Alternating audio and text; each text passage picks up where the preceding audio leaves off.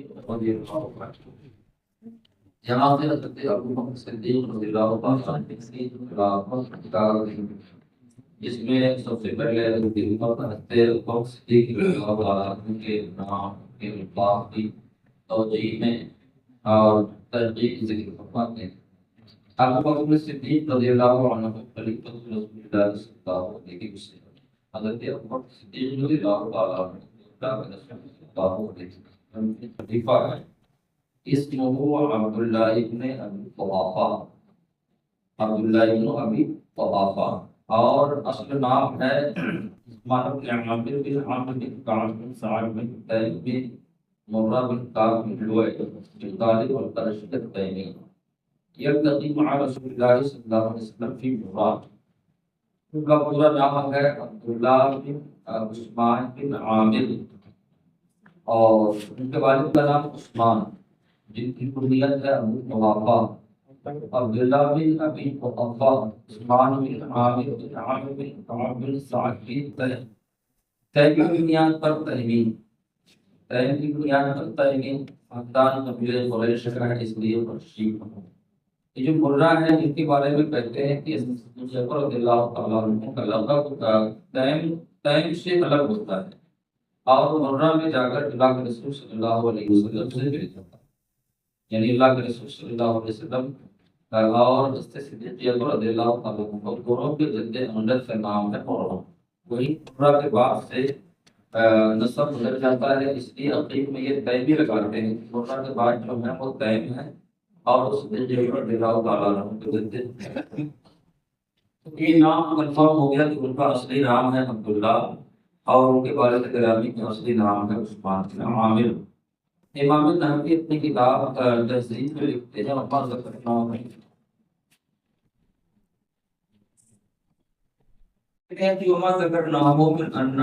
ان ابی بکر عبداللہ هو سعید المسلم، بیان کرتی ہے کہ حضرت ابوبکر صدیق رضی اللہ تعالیٰ عنہ کا نام عبداللہ ہے، یہی صحیح بھی ہے اور یہی مشہور بھی ہے۔ یعنی یہ اپنے قول کی تاریخ میں امام نووی کا یہ حوالہ ذکر کرتے ہیں۔ امام نووی نے اپنی اس کتاب میں یہ بات لکھی ہے، امام میں ہم نے جو بات لکھی ہے جعفر رضی اللہ عنہ گرامی عبداللہ ہے، یہی صحیح بھی ہے اور یہی اسم کی حیثیت سے مشہور بھی ہے۔ لیکن یہ قول یہ ہے کہ ان کا نام اسم عتیق، ان کا نام ہے عتیق، تو اب عتیق تو ان کا نام ہے اور عبداللہ بھی ان کا نام ہے، پھر دونوں میں صحیح کیا ہے؟ تو بیان فرماتے ہیں وصواب الذی علیہ کافۃ العلماء، اور اس نظریہ جس پر اکثر علماء ہیں وہ یہ کہ عتیق کا لقب ہے، نام نہیں۔ لقب له لا اسم، کا لقب تو ہے لیکن نام نہیں ہے، یعنی بالکلیہ عتیق کے منکر نہیں تھا۔ عتیق کی حیثیت لقب کی ہے اور عبداللہ کی حیثیت اسم کی ہے۔ اب ایک تھوڑی سی چھوٹی سی وجہ بیان فرماتے ہیں اس بات کی روشنی میں کہ اگر ان کا لقب عتیق ہے، نام عبداللہ ہے، تو لقب کی کوئی وجہ ہوتی ہے اور یہ لقب انہیں بعد میں دیا جاتا ہے۔ کیا خاص وجہ ہے جس کی بنیاد پر صدیق رضی اللہ تعالیٰ عنہ کو عتیق قرار دیا جاتا ہے؟ تو اس کی وجہ بیان فرماتے ہیں لعتقه من النار، کیونکہ صدیق رضی اللہ تعالیٰ عنہ کو جہنم سے آزاد کی ہوئی۔ اللہ کے رسول صلی اللہ علیہ وسلم نے یہ بشارت انہیں عطا فرمائی کہ انت عتیق اللہ من النار، آپ تو وہ ہے جنہیں اللہ رب العزت نے جہنم سے آزادی عطا فرما دی ہے۔ کما ورد فی حدیث، جیسا کہ حدیث پاک میں یہ بات موجود ہے جسے امام ترمذی نے اپنے سنن میں روایت کی ہے۔ ایک دوسری وجہ بیان فرماتے ہیں کہ انہیں عتیق ان کا لقب اس بنیاد پر ہے کہ رقاقت وجہی، ان کے چہرے کی خوبصورتی کی بنیاد پر، عیب اس نہیں و جمال کہ حسن و جمال کی بنیاد پر انہیں عتیق کہا جاتا ہے۔ یہ نظریہ ہے، یعنی یہ توجیہ ذکر کی ہے لیث بن سعد اور دوسرے لوگوں نے۔ ایک قول یہ ہے کہ انہیں عتیق اس لیے کی کہا جاتا ہے کہ ان کا جو نسب ہے اس نسب میں کہیں بھی کوئی بول نہیں ہے جس کی بنیاد پر نسبی اعتبار سے، حسب کے اعتبار سے ان پر کوئی انشائی کی جا سکتی۔ بیان فرماتے ہیں لأنه لم يكن في نسبه شيء يعاب به، ان کے نسب میں ایسا کچھ نہیں اس کی بنیاد پر عمر عیب لگایا جاتا ہے، اس بنیاد پر انہیں عتیق کہا جاتا ہے۔ یہ نظریہ یہ توجیہ پیش کی ہے مساعد زبیر وغیرہ نے۔ یہ پر اللہ تعالیٰ کا نام عبداللہ بن عثمان بن عمر، اور امیر خود کا لگا ہوگا چیزیں بات کی روشنی اس کی توجیہ، اس کے بعد ایک دوسرے طور کی روشنی اس کی توجیہ، تیسرے طور کی روشنی اس کی توجیہ۔ آگے جو ان کا ایک اور نام ذکر کیا جاتا ہے صدیق، تو صدیق کیوں کہا جاتا ہے؟ اصل نام ہے عبداللہ، اب صدیق انہیں کیوں کہا جاتا ہے؟ عتیق کی وجہ آپ نے سماعت کر لی، تو وہ امہ علی تسمیتہ بالصدیق، اور امت کا اس بات پر بھی اجماع ہے کہ انہیں صدیق کہا جاتا ہے، حضرت ابوبکر صدیق رضی اللہ تعالیٰ عنہ کے نام سے انہیں موسوم کیا جاتا ہے۔ تو صدیق جو ہے یہ کیا چیز ہے، اور اس لقب سے وہ کیوں ملقب ہوئے، اس کی وجہ بیان فرماتے ہیں، لأنه بادر الی تصدیق رسول اللہ صلی اللہ علیہ وسلم، کیونکہ انہوں نے آگے بڑھ کر اللہ کے رسول صلی اللہ علیہ وسلم کی تصدیق فرمائی، یعنی تصدیق رسول صلی اللہ علیہ وسلم میں کی سبقت کے پیش نظر انہیں صدیق قرار دیا جاتا ہے۔ ایک دوسری وجہ وہ اور بھی ذکر کرتے ہیں کہ انہوں نے صداقت کو، حق گوئی کو، راست گوئی کو زندگی کا لازمہ بنا دیا، لازمی طور پر وہ سچ ہی اپنی زبان سے نکالتے تھے، ولا سمجھتے، اور انہوں نے ہمیشہ صدق کو لازم قرار دیا تھا اپنی زندگی کے لیے۔ اس کے بعد فرماتے ہیں ولم یبقى منهم مناقما ولا اقصر في حال من الاحوال، اور ان کی ذات سے کبھی کہتے ہیں کہ خوشبوئی، یعنی ان کے چہرے پر اللہ کے رسول صلی اللہ علیہ وسلم کی ذات کے حوالے سے کبھی بھی چہرے پر کسی طرح کی غفلت اور خوشبوئی کا اثر نہیں پیدا ہوتا۔ ان کے چہرے پر اللہ کے رسول صلی اللہ علیہ وسلم کی ذات سے وابستگی کے بعد ان کے چہرے پر کبھی بھی ایسا کچھ نظر نہیں آیا کہ چہرہ دیکھ کر آپ کو بشاشت کے خلاف کچھ اور نظر آئے، جسے کہتے ہیں کسی بھی بات پر، اور بلا وقفہ اور ناگواری، جب بھی ان سے کوئی بات کہی گئی ہے جسے کہتے ہیں آمنا سب،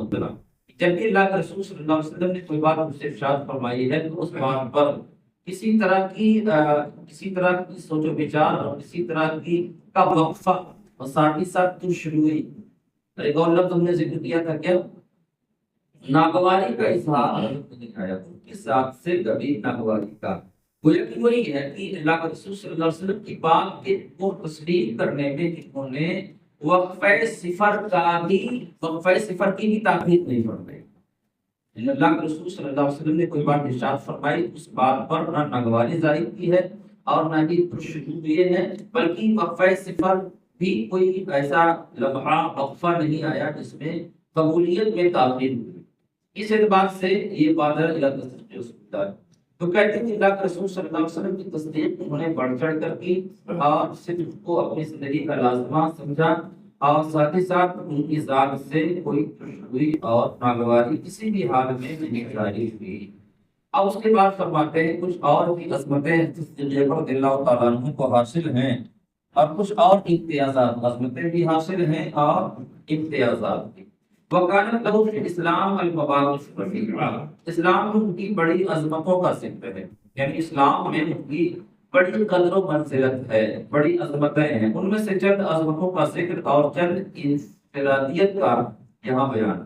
انفرادیت کا لفظ استعمال ہوتا ہے کوئی ممتاز وصف کسی کے ذات کے اندر پایا جائے، اسے اختصاصی خوبی بھی کہتے ہیں، امتیازات بھی کہتے ہیں، انفرادیت بھی کہتے ہیں۔ قصۃ یوم لیلۃ الاسریٰ، کہ اللہ کے رسول صلی اللہ علیہ وسلم جب معراج سے واپس تشریف لائے اور یہ واقعہ لوگوں کے سامنے بیان کیا، تو صدیق اکبر رضی اللہ تعالیٰ عنہ نے سب سے پہلے اس کی تصدیق فرمائی اور زبان مصطفیٰ پر اپنے اعتماد و اقرار کا اظہار کیا کہ آقا کریم صلی اللہ علیہ وسلم اس سے بھی زیادہ حیرت انگیز کوئی واقعہ ہمیں سنائیں گے تو وہ سچ ہی ہوگا، ہمیں اس سے سچ ہی تسلیم کرنا ہے۔ لاکھ دنیا عقل کے ترازو پر اس حقیقت کو تولنے کی کوشش کرے، لیکن میں ایسا نہیں کروں۔ ایسا ہوا بھی ہے کہ جب دیگر لوگوں کو شک ہوا ہے، کفار کو، مشرکین کو شک ہوا ہے، اور اس حیرت انگیز واقعے پر انہوں نے عقلی اعتبار سے نکتہ چینی کی، تو صدیق اکبر رضی اللہ تعالیٰ عنہ نے اس کا جواب ارشاد فرمایا، اور اپنے موقف پر بھی آقا صلی اللہ علیہ وسلم جو واقعہ بیان فرماتے واقعی ایسا ہی ہوا ہے، کبھی کی زبانوں سے نکلا ہے۔ اگر اس کے خلاف ہوا ہوتا تو زبان مصطفیٰ صلی اللہ علیہ وسلم ایسا نہ کہہ رہی ہوتی، اور اپنے موقف پر قائم رہنا، اپنے موقف پر قائم رہنا، قصته یوم لیلۃ الاسریٰ وثباتہ وجوابہ للکفار فی ذلک، ان کا اپنے موقف پر قائم رہنا اور کفار کی یہ افواہ کا، ان کی نکتہ چینیوں کا، یاوہ خوریوں کا، بدتمیزیوں کا، بدتہذیبیوں کا جواب ارشاد فرمانا کہ انہوں نے جس اعتبار سے اس واقعے پر شک اور شبہے کا کمنٹ کیا ہے اس کا جواب بھی انہوں نے ارشاد فرمایا۔ اور دوسری خودی امتیازی پوری بحجرت مع رسول اللہ صلی اللہ علیہ وسلم، اللہ کے رسول صلی اللہ علیہ وسلم کے ساتھ حضرت صدیق اکبر رضی اللہ تعالیٰ عنہ کی ہجرت، یہ ہجرت میں صرف اور صرف آپ شریک ہیں، اس ہجرت میں کوئی اور آپ کا شریک نہیں۔ وَتَرْكُ عَيَالِهِ وَأَطْفَالِهِ، اور اپنے اہل و عیال کو چھوڑ دینا، اور غار میں اللہ کے رسول صلی اللہ علیہ وسلم کے ساتھ ہی رہنا، وَمُلَازَمَتُهُ فِي الْغَارِ وَسَائِرِ الطَّرِيقِ، تمام راستوں میں اللہ کے رسول صلی اللہ علیہ وسلم کے ساتھ رہنا، یعنی کہیں بھی اللہ کے رسول سے جدا نہیں ہوئے اس سفر میں، یہ وہ خوبی اور امتیاز ہے، کوئی انفرادیت ہے جو صدیق اکبر رضی اللہ تعالیٰ عنہ کو حاصل ہے۔ اور ان تمام امور کا تعلق اسلام سے ہے، اس لیے اسلام میں ان کی جو عظمت ہے بس۔ اس کے بعد انہوں نے حدیبیہ کے مقام پر، جنگ بدر کے موقع پر انہوں نے بہت سے مشرکین اور کفار سے گفتگو فرمائی، اور ساتھ ہی ساتھ جو اپنوں کے اندر، اپنوں کے دلوں میں اشتباہ و شبہات پیدا ہو رہے تھے کہ حدیبیہ کے مقام پر پیارے آقا صلی اللہ علیہ وسلم خیمہ سننے میں روک دیا گیا ہے، اس بات کے باوجود کہ اللہ کے رسول صلی اللہ علیہ وسلم حق پر ہیں، ان کا دین حق ہے، آپ آخری پیغمبر ہیں، تو ہم ضرور جائیں گے۔ آپ کا رکنا اور دباؤ میں یہ کہہ لیجیے بظاہر تک ان کی کڑی شرطوں کو منظور کرنا، اس حوالے سے جو انسان ذہنوں میں شبہات پیدا ہو رہے تھے ان کا جواب حضرت صدیق اکبر رضی اللہ تعالیٰ عنہ نے دیا۔ ٹھیک ہے، ثم کلامہ یوم بدر، پھر حضرت صدیق اکبر رضی اللہ تعالیٰ عنہ کا بدر کے دن گفتگو کرنا اور حدیبیہ کے دن بھی گفتگو کرنا، حین اشتبہ علی غیرہ الامر فی تأخر دخول مکہ، کہ جس وقت اللہ کے رسول صلی اللہ علیہ وسلم اور مسلمانوں کے مکے میں داخل ہونے کی تاخیر پر لوگوں کے ذہن و فکر میں شبہات پیدا ہوئے، اس وقت صدیق اکبر رضی اللہ تعالیٰ عنہ کا گفتگو کرنا، گفتگو کا مطلب اپنوں کے ذہنوں میں پیدا ہونے والے شبہے کو دور کرنا کہ اللہ کے رسول صلی اللہ علیہ وسلم نے جو کیا ہے بظاہر ہماری آنکھوں کے سامنے وہ چیزیں نہیں ہیں، لیکن وہ کام اللہ کے رسول کا ہزار حکمتوں سے بھرا ہوا ہے، اور آئندہ وہ حکمت نظر بھی ہے کہ حدیبیہ کی وہی صلح بنیاد بنی ہے فتح مکہ کی۔ تو لوگوں کے ذہن میں اس حوالے سے شبہ پیدا ہوا، جسے لمبی سی ہے کہ حضرت عمر رضی اللہ تعالیٰ عنہ نے اللہ کے رسول کی بارگاہ میں عرض کیا، رسول اللہ علیہ وسلم اس طرح تو قرآن کا صلح کرنا چاہیے مانا تھا، ہم کیوں ان کی کڑی شرطیں قبول کر رہے ہیں؟ کیا آپ اللہ کے رسول نہیں؟ کیا ہمارا دین برحق نہیں ہے؟ ہم لڑ کر آگے بڑھیں گے اور ان کی کسی کڑی شرط کو قبول نہیں کریں گے۔ تو جو شبہ پیدا ہوا تھا اس شبہ کا جواب اس نے دیا، صدیق اکبر رضی اللہ تعالیٰ عنہ نے دیا۔ اور ثم تقاؤه حين قال رسول اللہ صلی اللہ علیہ وسلم، جس وقت اللہ کے رسول صلی اللہ علیہ وسلم نے یہ بات ارشاد فرمائی، ان عبدا خیرہ اللہ بین الدنیا والآخرہ، کہ جب کہ اللہ رب العزت نے اپنے ایک بندے کو دنیا اور آخرت کا اختیار عطا فرمایا کہ آپ چاہیں تو دنیا قبول فرما لیں اور آپ چاہیں تو آخرت قبول فرما لیں، تو اس نے آخرت کو قبول کر لیا۔ اس میں عبدن کا ذکر مطلقاً ہے، لیکن اس عبد سے مراد کیا ہے؟ اللہ کے رسول نے اپنے نام کا اظہار نہیں فرمایا، اشارے اور کنائے میں اس مضمون کو ذکر فرمایا، لیکن اس اشارے اور کنائے کو صدیق اکبر رضی اللہ تعالیٰ عنہ سمجھ گئے، تو انہیں رونا آ گیا کہ اب عنقریب اللہ کے رسول سے جدائی کا وقت آیا جا۔ تو بیان فرماتے ہیں ثم بکاؤ ان قال رسول اللہ صلی اللہ علیہ وسلم، پھر صدیق اکبر رضی اللہ تعالیٰ عنہ کا رو دینا، جس وقت اللہ کے رسول نے یہ بات ارشاد فرمائی کہ اللہ کے ایک بندے کو اللہ نے دنیا اور آخرت کا اختیار دیا تو اس نے دنیا اور آخرت کو چن لیا۔ ثم ثبات فی امت رسول اللہ صلی اللہ علیہ وسلم وخطبۃ الناس وتسکینہم، پھر اس کے بعد صدیق اکبر رضی اللہ تعالیٰ عنہ کا ثابت قدم رہنا اللہ کے رسول صلی اللہ علیہ وسلم کے وفات کے وقت، آپ کی وفات کے وقت وسائل ظاہری کے وقت کی جو ہنگامہ آرائی تھی، اس ہنگامہ آرائی میں خود کو قابو رکھنا اور اس کے ساتھ ساتھ لوگوں کو خطبہ ارشاد فرمایا اور ان کی تسکین قلب کے لیے اپنی باتیں رکھنا، یہ بہت بڑا کارنامہ ہے۔ اللہ کے رسول صلی اللہ علیہ وسلم کے وصال کی وصال کا وہ مرحلہ وقت امت مسلمہ کے لیے بڑا نازک تھا، صحابہ کرام کے لیے بھی بڑا نازک تھا کہ انہیں رفاقت حاصل تھی اللہ کے رسول صلی اللہ علیہ وسلم سے، اور یہ رفاقت دیگران کی رفاقتوں سے بہت زیادہ تھی کہ ہمارا اپنا کوئی قریبی جب ہم سے جدا ہوتا ہے تو اس جدائی میں جو غم ہمارے دل پر مرتب ہوتا ہے وہ تو بہت زیادہ ہوتا ہی، لیکن ان تمام سے زیادہ رفاقت کا جو شرف تھا، اس رفاقت میں جو گہرائی تھی وہ صحابہ کو حاصل تھی، اس لیے اس جدائی کے لمحے کو برداشت کر لینا اور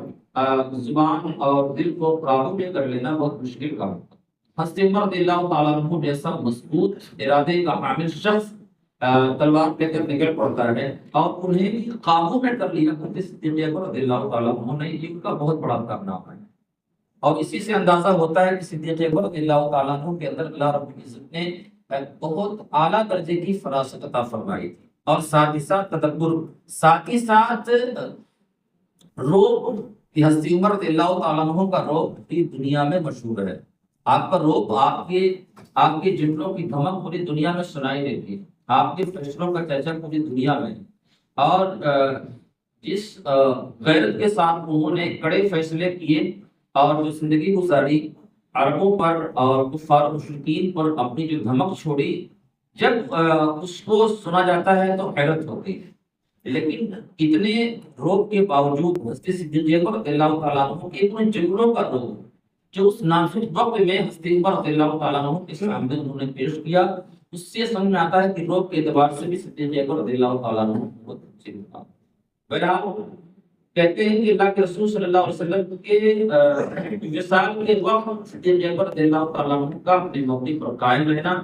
ہوش و حواس کے ساتھ باقی رہنا، لوگوں کو خطبہ ارشاد فرمایا اور ان کی تسکین قلب کی کوشش فرمائی، یہ بہت بڑا واقعہ۔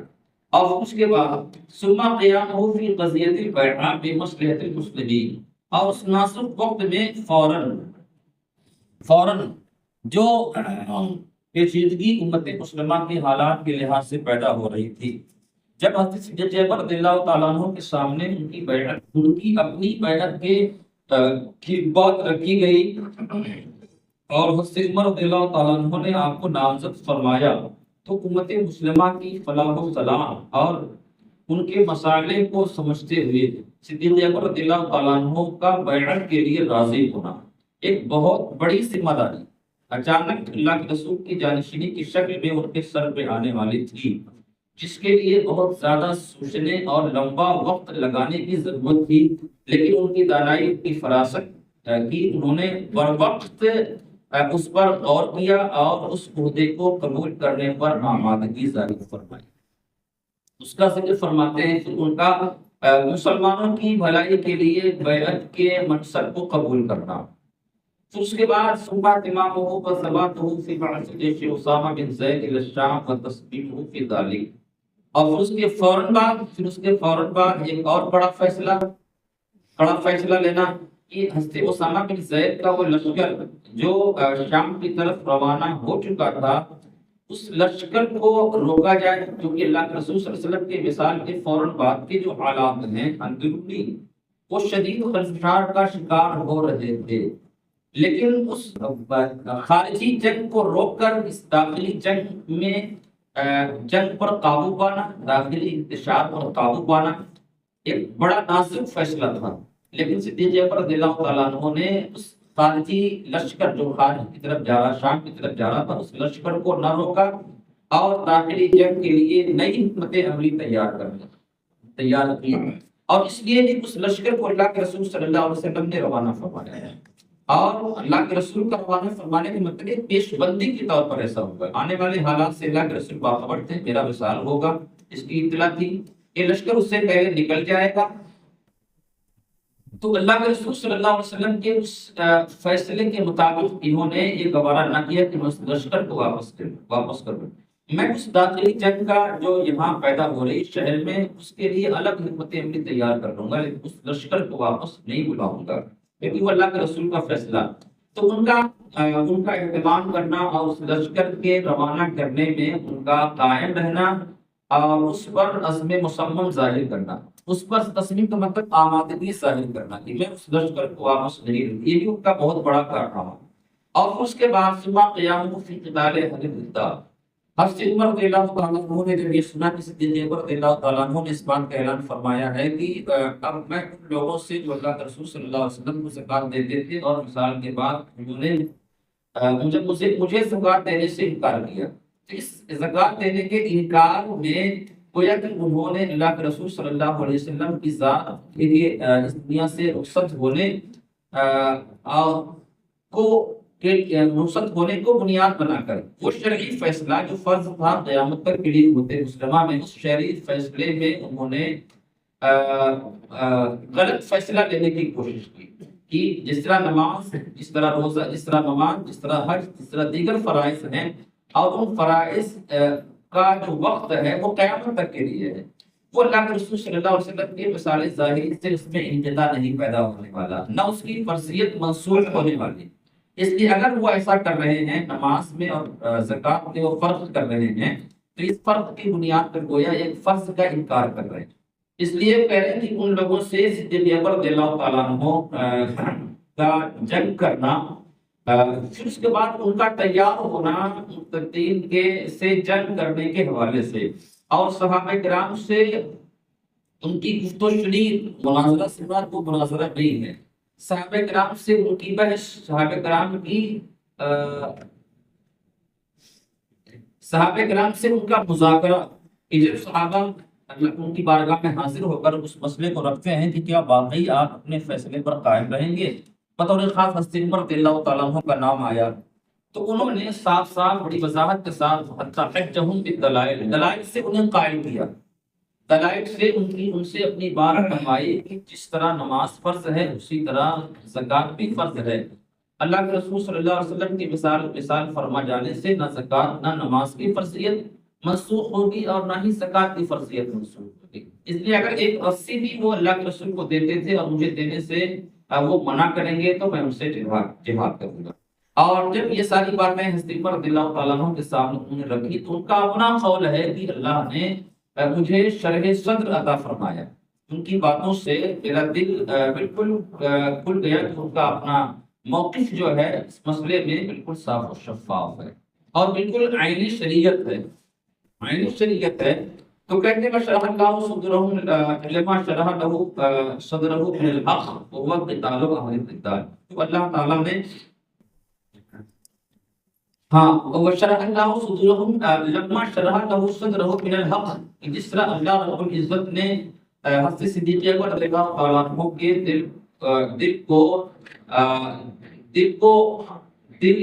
دل میں حق کو واضح فرما دیا تھا، ایسے دیگر صحابہ کے دلوں کو بھی اللہ نے شرح عطا فرمائی، یعنی ان کا دل بھی حق کے لیے آمادہ ہوا۔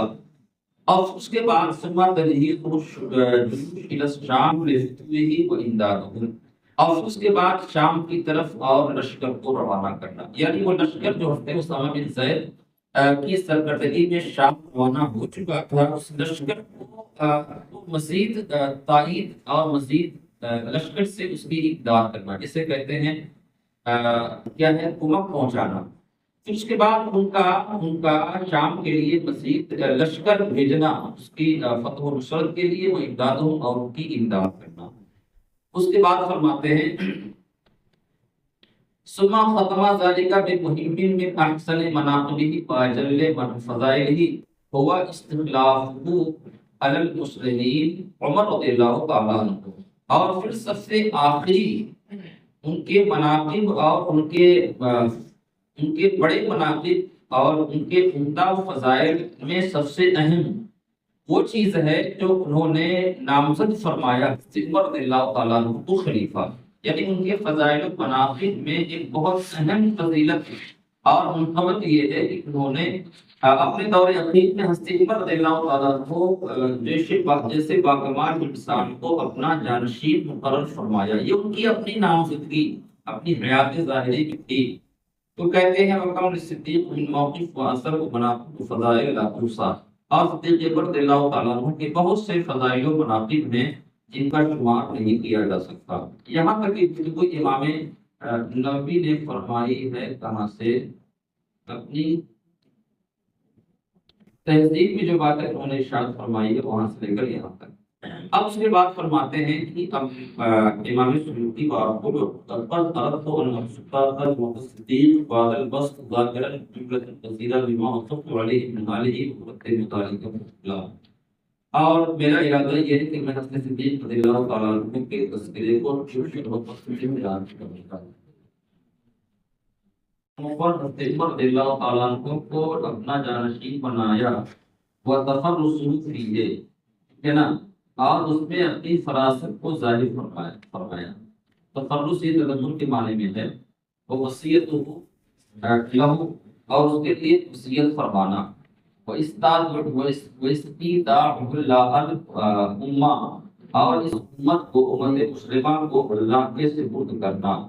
اس کے بعد فخلف اللہ عز و جل فیہ احسن الخلافہ، اللہ تعالیٰ نے اس کے بعد ان کے اندر مسلمانوں کے بیچ میں بڑی عمدہ